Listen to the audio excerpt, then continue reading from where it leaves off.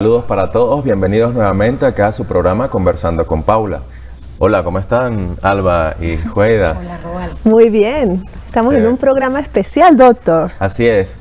Recuerden siempre nuestras redes sociales para estar en contacto con nosotros. Y bueno, sí, así como lo mencionas, Alba, hoy tenemos un programa especial, o mejor dicho, este mes vamos a tener programas especiales dedicados exclusivamente a la diabetes, porque en este mes se conmemora el Día Mundial de la Diabetes y ya vamos a hablar de eso. Ahora bien, ¿qué es la diabetes? La diabetes es una enfermedad, yo prefiero llamarla una condición. Sí. Una condición de vida donde la persona tiene como un clic que le dice, si te sigues portando como vas, la cosa no va a funcionar. Y eso está relacionado con todo lo que es el metabolismo, con el azúcar, con la grasa, con los triglicéridos, el colesterol, condicionando un nivel de glicemia alto en la sangre que hace que progresivamente ese nivel alto en la sangre vaya dañando los órganos, va dañando los vasos arteriales, va dañando el corazón, va dañando el cerebro, el riñón, la retina en el ojo, como hablamos en el programa anterior, y eso sí condiciona enfermedad. Por eso, insisto, la diabetes es una condición de vida que te permite poner un stop a lo que estás haciendo y tratar de cambiar ese estilo de vida para evitar lo que sí se transforma en enfermedad, que son las complicaciones crónicas de la diabetes. Sí. Pero algo que es importante que tenemos que recalcar, ¿por qué vamos a hablar este mes de diabetes? Y es que el 14 de noviembre se conmemora el Día Internacional de la Diabetes. ¿No es así, Alba? Sí, señor, doctor. El 14 de noviembre es un día muy importante. Primero, la Organización Mundial de la Salud y la Federación Internacional de Diabetes, en el año 1991, decretó un día para la prevención de lo que es o la lucha contra la diabetes. Esto es debido a la gran pandemia, como usted lo ha dicho, doctor, y todas las complicaciones que trae esta condición, que si no se cuidan, como dijo el doctor, pues trae complicaciones que posteriormente hablaremos de esa epidemiología. Pero el 20 de diciembre del 2006, la Organización de las Naciones Unidas lo decretan como oficial, el Día de la Lucha contra la Diabetes. Y ese día ¿por qué es el 14 de noviembre? Porque nosotros tenemos dentro de nuestros televidentes, deben saber de uno de los tantos fármacos que utilizamos nosotros para el control de la diabetes, que es la insulina. Y fueron estos grandes investigadores, como es Beighton, que creó la insulina junto a Bess. No la creó, la descubrieron. La descubrieron la insulina junto con Bess, y pues se decreta oficial el 14 de noviembre por el natalicio de este investigador, que es Beighton. Ok, entonces pues no es solamente el 14 de noviembre, sino que crearon un símbolo.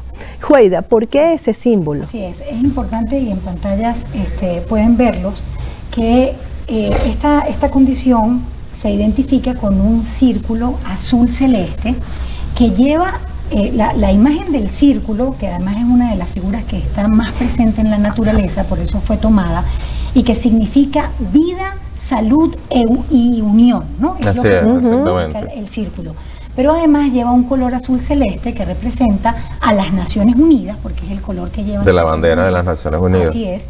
Y que además es el color del cielo. O sea que, digamos, eso también nos está hablando un poco de cuántas personas en el mundo, porque es bastante amplio, de verdad, la cantidad de personas que llevan esta condición, y es importantísimo hablar acerca de la epidemiología de esta condición. La diabetes a nivel mundial está afectando actualmente a más del 7% de la población mundial.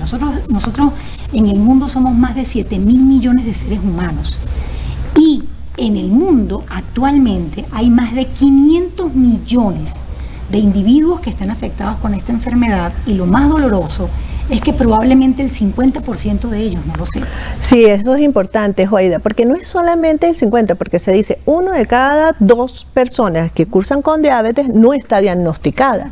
Pero no es solamente eso, sino que cuando se diagnostica ya tienen complicaciones como las que nombró el doctor, que puede ser una retinopatía diabética, una nefropatía diabética, una arteriosclerosis. Entonces lo que hay es una prevención. Pero no solamente esa gran pandemia, porque todo este mes vamos a dedicarnos a eso, sobre la prevención, y que los televidentes conozcan las complicaciones, la alimentación, cómo alimentarse, o ciertas y otras condiciones como cómo cuidar el pie diabético. Lo que queremos hacer, el llamado de atención, es que cada 5 segundos muere una persona por esta condición, por la diabetes, por estas complicaciones y por esto, y eso llama mucho la atención, y no solamente es eso, sino la epidemiología y la proyección ya para el 2045 va a ser más de 783 millones de personas. Estaríamos hablando que pasamos de 7% de la población afectada a más de 11% de la población afectada para el año 2045. Y nosotros aquí en Venezuela, a pesar de que los números que aparecen en la página de la Organización Mundial de la Salud pareciera que estuviéramos estacionados, porque en Venezuela tentativamente los números aparecen el 6% de la población y se mantiene ahí, pero es que resulta que no se han pasado más información a la Organización Mundial de la Salud. Y lo que sí es cierto es que en el año 2017 aparece publicado un estudio que se llama el estudio de Bescan, que fue publicado por la Sociedad de Medicina Interna, Sociedad Venezolana de Medicina Interna, donde se observó que en 7 estados de Venezuela la prevalencia de la diabetes era de un 13%, es decir, que es mucho más alarmante lo que se espera en el resto del mundo, que va a ser el 10%, ya nosotros desde el año 2017 tenemos una incidencia de un 13%. Sí, mire, definitivamente, por eso es que pedimos a nuestros televidentes no se muevan. El día de hoy estamos conversando acerca de la condición de diabetes en el marco del Día Internacional de la Lucha contra la Diabetes, así es que en el próximo segmento hablaremos sobre esto y más.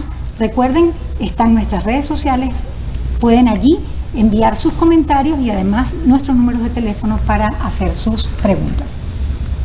Bien, continuamos en su programa Conversando con Paula, el día de hoy hablando acerca de la diabetes, y conversamos en el segmento anterior de lo importante que es esta condición en vista de la cantidad de personas en el mundo que están afectados. Y es muy importante que el día de hoy nosotros hablemos un poco acerca de cuáles son esos signos y síntomas que deben alarmar al paciente y que deben decirle a la familia o a las personas que están a su alrededor, esta persona debe ser atendida lo antes posible. Nosotros dentro de nuestra especialidad siempre hablamos acerca de las famosas 4 Ps, ¿no? Entonces se habla de polidipsia, que no es más que la excesiva sed que el paciente siente, la poliuria, que es esas veces tan seguidas en las que el paciente va a orinar, la polifagia, que es el excesivo apetito que el paciente tiene, y además que a pesar de estar comiendo en grandes cantidades, el paciente está con pérdida de peso, que es la 4ª P. Pero el paciente diabético, cuando ya, digamos, tiene concentraciones elevadas de glucosa en sangre, es un paciente que normalmente se siente cansado, un paciente que está fatigado, un paciente que no se siente confortable. Y es necesario entonces que ustedes tengan claro que ese paciente, además, si tiene factores de riesgo, que ya los vamos a hablar más adelante, es indispensable que acuda lo antes posible al facultativo para que pueda ser evaluado y diagnosticado a tiempo. Por eso es que quisiera que Roald nos hablara un poco acerca de cuáles son los criterios diagnósticos que utilizamos nosotros los especialistas en el área de la endocrinología para decir cuándo un paciente es diabético. Sí, bueno, lo importante es en primer lugar los valores de glicemia en ayunas, ¿ok? Un paciente que tenga un nivel de glucemia en ayunas que esté por encima de 126, se considera que ese paciente ya está con diabetes. Por lo menos debemos de tener 2 niveles de glicemia en ese punto de corte. Pero además de eso, si tiene un valor de glicemia en cualquier hora del día que esté por encima de 200 miligramos por decilitro y que además tenga síntomas, todos esos síntomas que tú bien refieres, esas 4 P, la poliuria, polidipsia, polifagia, pérdida de peso, pues eso nos está diciendo este paciente es diabético. En aquellos pacientes que tenemos dudas, en aquellos pacientes donde vemos cómo tiene síntomas, pero los valores de glicemia están ahí dudosos. 114, 114, 116. Entonces, a esos pacientes le tenemos que hacer una prueba de tolerancia. ¿En qué consiste ese examen de prueba de tolerancia? Pues ese paciente lo mandamos a preparar con una dieta especial que debe hacer 3 días previos, y posteriormente el 4º día en ayunas se le toma una muestra de sangre y luego se le da una carga de glucosa que para los adultos y los niños que pesan por encima de 45 kilos es de 75 gramos de glucosa. Eso se lo va a tomar en 5 o 10 minutos y a las 2 horas se le toma otra muestra. Si la glucemia a las 2 horas está por encima de 200, ese paciente es diabético. Luego tenemos ese stand-by, que es el paciente sí o no, puede ser. Que es el paciente que tiene una glucemia en ayunas entre 100 y 125, o que tiene una glucemia después de esa carga de glucosa que está entre 140 y 199. O sea, y quiero resaltar ese punto, Roel, que es tan importante, porque la gente muchísimas veces acude a hacerse una glicemia capilar y como el parámetro que le muestra el laboratorio le dice que una glicemia por encima de 100 está normal, ¿no? Exactamente. O sea, de 100 a 126. Sí, digamos, algunos laboratorios te colocan como rango 110. Hasta 110. Hasta 110. Hasta que ya un paciente que tiene una glicemia de ayuno por encima de 100 te está diciendo que tiene una glicemia alterada de ayuno, y que si tiene familiares, tiene factores de riesgo y él tiene síntomas, obviamente es el paciente que tiene que acudir. Tiene que ir a hacerse la prueba. Y el otro elemento que utilizamos como punto de corte para hacer diagnóstico es la hemoglobina glicada o la hemoglobina glucosilada, como también se conoce, que debe estar por encima de 6.4 para considerar como diabetes. Sin embargo, bueno, sabemos que no existe una estandarización de la hemoglobina glicada y por eso no la utilizamos tanto como diagnóstico, sino más bien como seguimiento. Pero hay que estar claro que hoy por hoy se utiliza también como criterio diagnóstico la hemoglobina glicada. Ahora, sabemos que el paciente es diagnosticado. ¿Existen tipos de diabetes? Sí, señor, existen varios tipos de diabetes. Antes de continuar sobre los tipos de diabetes, hay que hacer recalcar que es entre el 100 y el 124, ojo, no que me voy a eliminar, voy a hacer alimentación, ejercicio y no voy al médico. Esa persona tiene que ir al médico para hacer un buen diagnóstico con las características que acaba de decir el doctor Roa. Ahora, la clasificación de la diabetes. La diabetes se clasifica en diabetes tipo 1, que serían como lo antiguamente se llamaba diabetes juvenil o insulino dependiente, que más que todo es en jóvenes, pero también puede ocurrir en adultos, porque es como una respuesta inmunológica que destruye a esas células beta. Entonces, antiguamente se llamaban insulino dependiente porque depende de la insulina. Ese paciente se tiene que administrar insulina. La diabetes tipo 2, que es la que tiene mayor prevalencia, pues es la que es, como se dice, insulino recurrente, o es la diabetes en el adulto. Antiguamente se llamaba también así porque ya los jóvenes, por esta gran pandemia de la obesidad, pueden volverse diabéticos tipo 2 porque son resistentes a la insulina. O sea, no puede ejercer los efectos y al final puede gastar esas células pancreáticas y pueden depender de la insulina. Tenemos la diabetes gestacional, que es una persona que ya tiene factores de riesgo, que hablaremos posteriormente de los factores de riesgo, que durante el embarazo puede presentar una diabetes, un aumento de los niveles de glucosa. Y por último, pues tenemos otro tipo de diabetes que pues, puede ser secundaria a los esteroides, cuando hubo esta pandemia del COVID, que le administraban esteroides a los pacientes, o porque tiene una falla pancreática, una fibrosis quística, origen traumático, o personas que se administran fármacos que hacen daño a esas células beta, como por ejemplo en el HIV, etcétera, pues entonces o pancreatitis agudas, entonces hay otros tipos de diabetes. Claro. Bueno. Ahora, sí es muy importante, digamos, en el próximo segmento hablaremos un poquito acerca de los factores de riesgo, porque definitivamente el estilo de vida que tenemos actualmente con tanto sedentarismo y con alimentación no adecuada está llevando a que esta enfermedad cada vez, o esta condición cada vez se presente con más frecuencia. Así es que no se muevan. En el próximo segmento tendrán la oportunidad de aclarar sus dudas. Estamos en Conversando con Pablo. Ok, continuamos con este programa especial. No sé cómo voy en mis estadísticas de diabetes. Malísimo. Y diabetes. Va raspada 100%, pero bueno. Además, vale la pena decirlo, la palabra diabetes es una palabra grave, como la enfermedad. Así que lo correcto es decir diabetes, no diabetes. Bueno, continuamos con nuestro programa de diabetes, en el cual vamos a hablar sobre los factores de riesgo. Es importante porque nuestros televidentes pueden estar viendo, y me imagino que en muchos grupos familiares, como ya dijimos, la epidemiología, pues siempre existe un paciente con esta enfermedad. Entonces, ¿cuáles son los factores de riesgo? Como lo decía el doctor, como me lo dijo el doctor, como los dicen en nuestra teoría, hay factores modificables y no modificables. ¿Cuáles son los factores modificables? Pues resulta que el factor de riesgo modificable es el sedentarismo. Entonces, eso es una persona que no haga actividad física, pues tiene gran proporción si tiene factores hereditarios. La tipo de alimentación también es los factores modificables. Pero ¿cuáles son los factores no modificables? La edad. Ok, además de eso, la genética. Si en nuestra familia hay alguien que padece la enfermedad, pues tú ya tienes una predisposición a tenerla si no haces ejercicios y te alimentas mal.